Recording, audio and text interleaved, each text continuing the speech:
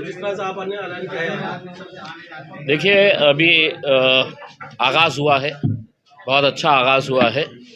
अभी एक ही seat declare किए है तो पूरे हिंदुस्तान के अंदर तहलका मचा हुआ है। जैसे जैसे इलेक्शन करीब आएगा, राजनीति के अंदर रात में क्या होता है, सुबह क्या होता है, कौन कहाँ जाता है, ये सब हम देख रहे हैं। तो थोड़ा सा वक्त आने दीजिएगा, उसमें आपको पता चल जाएगा कि कितने सीटें लड़ रहे हैं। सिर्फ इतना यकीन के साथ कह सकता हूँ, बड़ी मजबूती के साथ इंशाल्लाह इस बार इलेक्शन लड़ेंगे। कपिल मिश्रा का बयान आया कि एमआईएम ने जो दंगे से आरोपी जो लोगों को टिकट दिया, दंगे वालों को चुनाव में उतार रहे हैं, क्या उनके बयान में कहेंगे? मैं बहुत ज़्यादा छोटे मोटे लोगों के बारे में प्रतिक्रिया नहीं देता हूँ। सर, आप जैसे देख रहे हैं, आपने लीड किया, बम्बई में आप इतनी बड़ी रैली लीड की थी। हम देखते हैं 78 साल हो गए, आज भी मुस्लिम पेश में कि वो किधर जाए और उसको हर बार नाकामी मिलती है।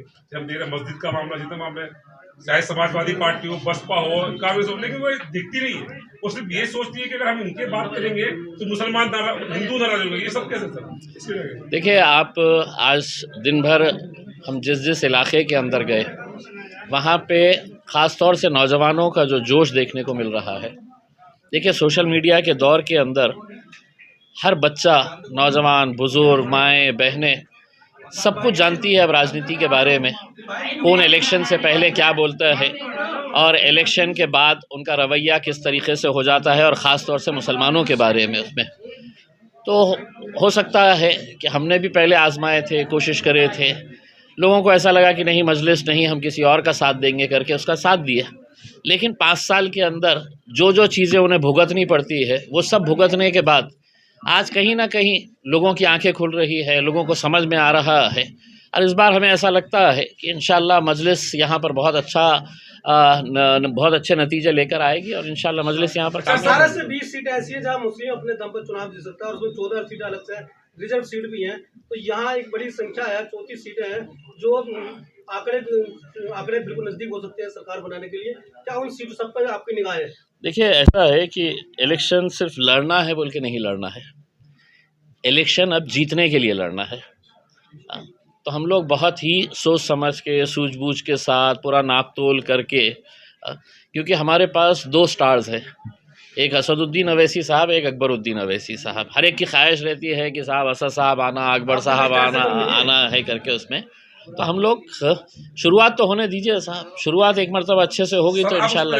जैसा इतनी बड़ी रैली हिंदुस्तान के इतिहास में आपने लीड की और कोई वायलेंस नहीं, कोई कैसी की तोड़ फोड़ नहीं, किस तरह क्या कहेंगे उसके बारे में? मेरा कुछ भी नहीं था साहब। जिस मुद्दे के लिए हम गए थे, उस रैली के अंदर मुझे अल्लाह रब्बुल इज़्ज़त की मदद थी, नबी करीम सल्लल्लाहु अलैहि वसल्लम के नाम के ऊपर जो गुस्ताखी हो रही थी उसके ख़िलाफ़ मैंने सिर्फ आवाज़ लगाया था।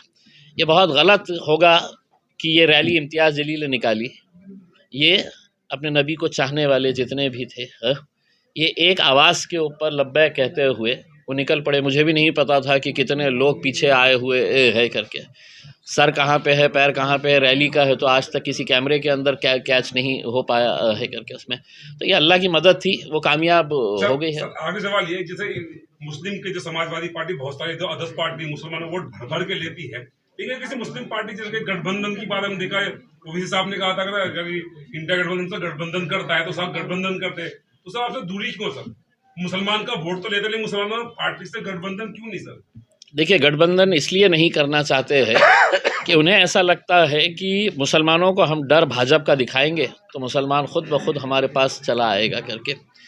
दूसरी उनकी सोच ये है कि पिछले 75-76 सालों के अंदर मुसलमानों ने तुम्हारे लिए दरी बिछाने का काम किया है, कुर्सियां लगाने का काम किया है, तुम एयरपोर्ट के ऊपर आ रहे हैं तो तुम्हारे को बुके देने का, हार पहनाने का, फ़ोटो खिंचाने का।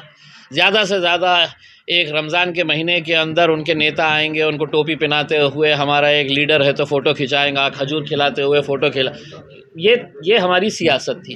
अब हम जो मांग कर रहे हैं, हमारी मांग ये है कि अब जब कुर्सियां लगेगी तो इंडिया अलायंस के जितने बड़े बड़े नेता उस कुर्सियों के ऊपर बैठेंगे, उसी एक कुर्सी के ऊपर या तो असदुद्दीन अवैसी साहब भी बैठेंगे या इम्तियाज़ जलील भी बैठेगा। आप महाराष्ट्र में आपने इतनी मेहनत की, उसके बाद भी आप वहाँ से इलेक्शन हार गए थे, क्या वजह रही? देखिए, पूरी भाजपा लग गई थी मेरे पीछे। पैसे की ताकत, इलेक्शन कमीशन की ताकत, पूरा पुलिस मशीनरी, एडमिनिस्ट्रेशन पूरा। और यह आपको किसने कहा है कि मैं हार गया हूँ करके? जो जीतने वाला उम्मीदवार है, मैं 91,000 वोट लिया, उसने 92,000 वोट लिया। उसमें भाजपा का मंत्री रहा हुआ जिसने पानी की तरह पैसा बहाया और उसके बाद पुलिस का पूरा इस्तेमाल किया गया, वोटों को ख़रीदा गया।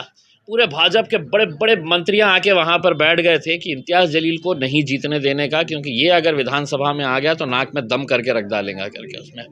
तो अब अगर हार भी गया हूँ तो अभी भी छोड़ने वाला नहीं हूँ, उनके नाक में दम वैसे भी करके रखूँगा। अरविंद केजरीवाल जो फ्री की राजनीति करते हैं उस तरीके से वो फ्री की रेवड़ी बांटते हैं, ऐसा कहा जाता है। इसके एवज में AIMIM क्या प्लानिंग करने के लिए आई है? देखिए, मैं आज के दिन शाहीन बाग गया था। मैं 10 साल पहले, 15 साल पहले भी उस इलाके के अंदर मैं जाकर आया हूँ। ओखला इलाका मैंने देखा है।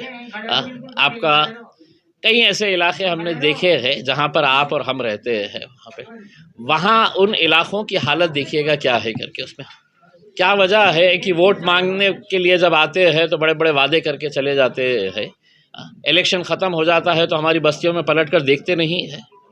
तो क्या विकास सिर्फ आपके एरिया में होगा उसमें?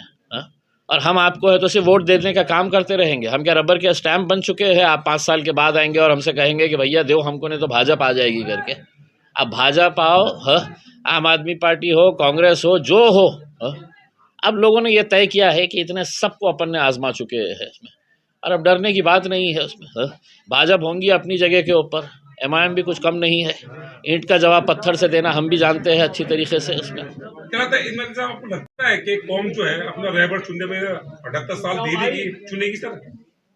देखिए साहब, एक ना एक दिन तो इंशाल्लाह वो आएगा जब मुसलमानों को एहसास होगा कि हमारी अपनी नुमाइंदगी भी होनी चाहिए ऐवानों के अंदर, लोकसभा में, विधानसभा के अंदर, जहाँ पर अब सिर्फ अलग तरह के क़ानून नहीं, हमारे मज़हब के भी क़ानून जो है वो वहाँ पर लेकर आ रहे हैं, कि हमारे शरीयत के क़ानून के ऊपर भी वहाँ पर चर्चा हो रही है। आज अगर ऐवानों के अंदर अगर लोग ही नहीं रहेंगे उसमें, कोई आम आदमी पार्टी का मुसलमान ग़ुलाम रहेगा वहाँ पे, कोई कांग्रेस पार्टी का मुसलमान ग़ुलाम रहेगा वहाँ पे, जिसके नेता की डर की वजह से वो आवाज़ ही नहीं उठा रहे हैं, तो आज देखिएगा क्या हाल हो रही है। हर 2 दिन को हमको पता चलता है कि ये मस्जिद के अंदर खुदाई हो रही है, ये इबादत गाह को तोड़ दिया जा रहा है। तो ये कब तक चलने वाला है? सर विपक्ष इतना मजबूत हुआ, उससे बेनिफिट हुआ मुसलमानों को सर? कहते सब विपक्ष मजबूत होगा तो देखिए, हमारी नज़र के अंदर वो विपक्ष जो है और सत्ताधारी जो है वो एक ही ताल के चट्टे बट्टे है उसके अंदर। विपक्ष का अगर सही रोल अगर कोई अदा करता है लोकसभा के अंदर तो इकलौता एक सांसद है वहाँ पे, जिसका नाम है बैरिस्टर असदुद्दीन अवैसी। जो है एक आरोप लगता है कि MIM पार्टी जो है वो बीजेपी की बी टीम है, इसको लेकर आप क्या कहेंगे? ये अगर मैंने शुरुआत से ये सवाल का अगर गिनती करा होता तो मेरे हिसाब से हिंदुस्तान का हर पत्रकार ने ये सवाल कर चुका है।